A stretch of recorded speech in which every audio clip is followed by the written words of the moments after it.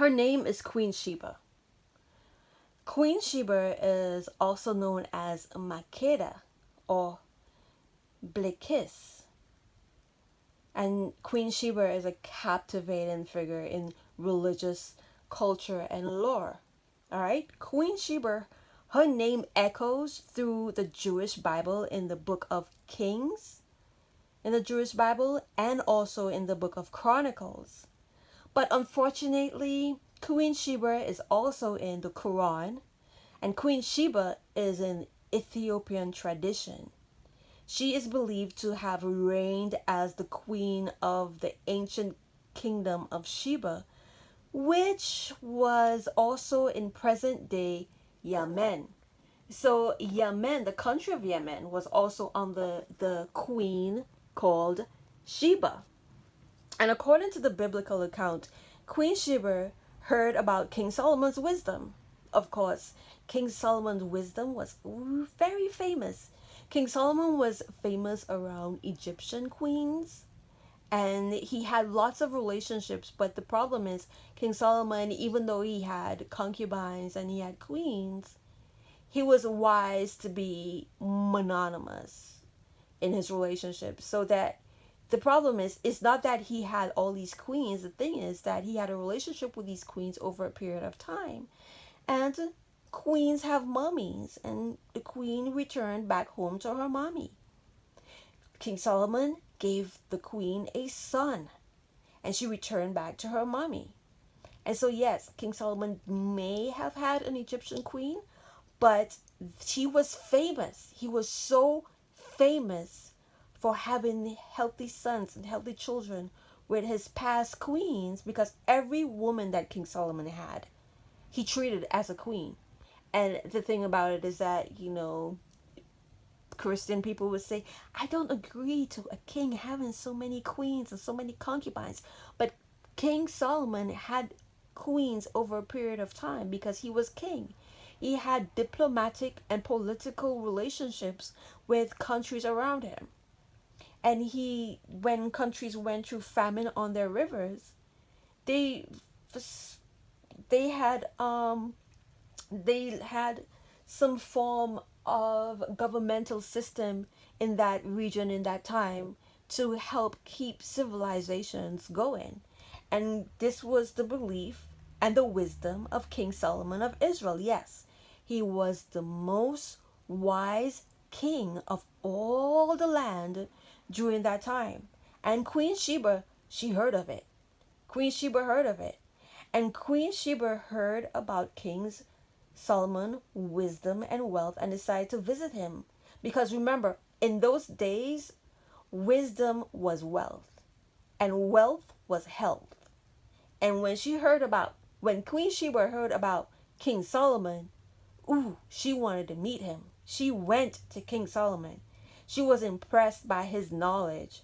And both King Solomon and Queen Sheba engaged into a series of intellectual exchanges, which is also described in the Quran. Yes, according to research, Quran also describes a meeting between the Queen Sheba and Solomon. Yes, the wonderful, wise, he probably was very handsome back then, King Solomon. Remember, these kings were king when they were young. Egyptians were kings when they were 19 years old. They were young. Okay, so this is when King Solomon became king. And it emphasizes that when Queen Sheba met King Solomon, there was an emphasis on her testing, and the more she wanted conversations with him, she wanted to meet with him all the time. And they started conversating about having one God, and she wanted her kingdom to believe in the monotheism, the doctrine or belief that there is only one holy God. And this is from Queen Sheba. Queen Sheba was vain. All right, in the Ethiopian tradition, now Queen Sheba is known in Ethiopia tradition and stories. Queen Sheba is said to have given birth to a son with King Solomon. His name was Menelik. because of her union with King Solomon. She wanted that political union with King Solomon. She believed that God would give her a son with King Solomon. This is how much the people of that region believed in Israel and believed in the wisdom and the God of Israel. Everyone believed in the God of Israel, including Queen Sheba. And Queen Sheba was vain, and she wanted to keep her country. She wanted to keep her kingdom together. And of course, she went to King Solomon, and King Solomon made her his queen and gave her a son. And despite all of that, there is lack of concrete historical evidence of King Solomon and Queen Sheba, although they have a son together. And Queen Sheba is not she's not existed as a human being queen. She's existed as the vain queen who wanted to be with King Solomon because he was so wise and so handsome and so politically intriguing and so kind to give his services to people of that region. He was a very kind king, but his diplomacy came over a period of time.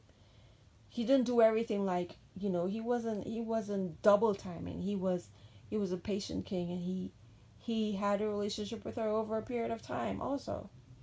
And despite the lack of concrete historical evidence of Queen Sheba existence, she has remained a fascinating figure in cultural and religious lore. She's very alluring, and her story has been the subject of numerous works of art and literature throughout history. There's lots of artwork about Queen Sheba. There's even people actually worship Queen Sheba in some of the Rastafarian cultures. And I'm not saying this that I know everything. I don't know a lot, but I've heard of Queen Sheba a lot. And because Queen Sheba was thought to be the queen of vanity and believed that King Solomon would give her a son, and the story of the Queen of Sheba appears in religious texts sacred to Jews, Christians, and unfortunately Muslims, because Muslims know about Queen Sheba, especially probably the old school ones. I don't know about younger people, but back in the day when we didn't have all this social media and we had lots of kings and goddesses, Queen Sheba was one of those women. All right? And described in the Bible as simply the queen of the East. She was the queen of the East, but she wasn't the Persian queen, unfortunately. Modern scholars believe she came from the kingdom of Aksum in Ethiopia and the kingdom of Saba in Yemen. Or she was both from Ethiopia and Yemen. That's what they would believe, that she was the queen because she was from both Ethiopian cultures and from Yemen cultures. But today, Ethiopia and Yemen are not the same country. They are independent country opposite of the Red Sea. But what Christian people do not know is that the Queen Sheba is an actual human being and not a mythology from the Egyptian Isis.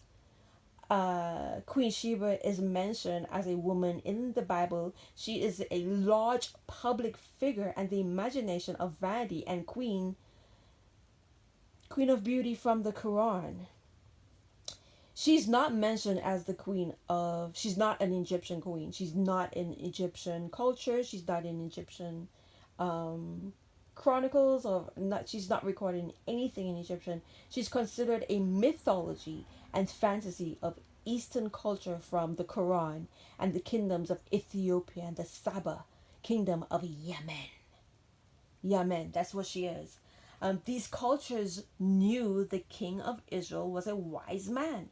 King Solomon had a past relationship with an Egyptian queens and had children, and that of course was understood as something normal back then. It was normal back then because relationships happen, and relationships, didn't happen because people parted their ways and went back to their temples to pray, because of course these queens had their own temples to pay back then.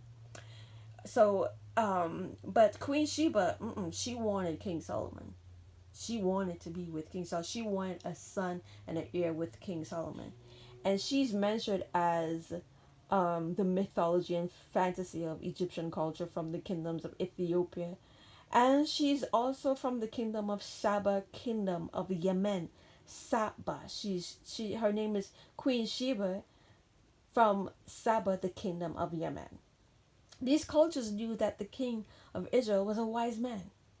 King Solomon had a past relationship with Egyptian queens, and they said that Queen Sheba was the queen of Vanity and wanted a royal son.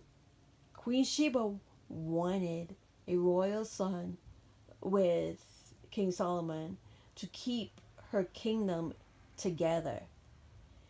And this is a profound story from the Arabs who also side with Rastafarians because they believe King Solomon.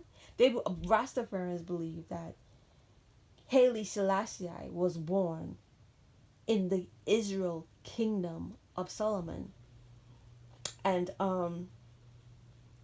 that story came years and years after when Haile Selassie was born. People believe that Haile Selassie was born from the kingdom of Solomon and Queen Sheba. And even back then, these were the type of Arabs who were born under the kingdom of Queen Sheba. They also believed in the one, if they believed in the Queen Sheba, because Queen Sheba believed in the Israel God who would give her a son. And that is the story of Queen Sheba. And the story is that Queen Sheba is both from the kingdom of Yemen and the kingdom of Ethiopia, even though Ethiopia and Yemen are on opposite sides of the Red Sea.